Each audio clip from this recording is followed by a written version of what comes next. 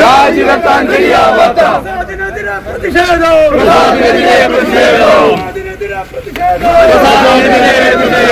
ബിജെപിയുടെ പ്രതിഷേധം യുഡിഎഫിന്റെ സഹായത്തോടെ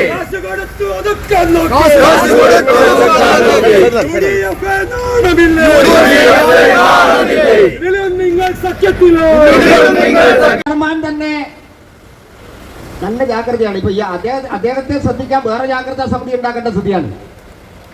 ബാക്കി ആ കമ്മിറ്റിയിലെ ആളുകളുടെ അവസ്ഥ എന്താ എനിക്കറിയില്ല. അംഗനവാടി ജാഗ്രതാ സമിതിയുടെ ചെയർമാൻ, ആ ചെയർമാൻ പറയാണ് നല്ല ജാഗ്രതയൊക്കെ കാണിക്കണമെങ്കിൽ ഒന്ന് സഹകരിക്കണം അല്ലേ. ഒരാൾക്കെതിരെ നടന്നപ്പോഴാണ്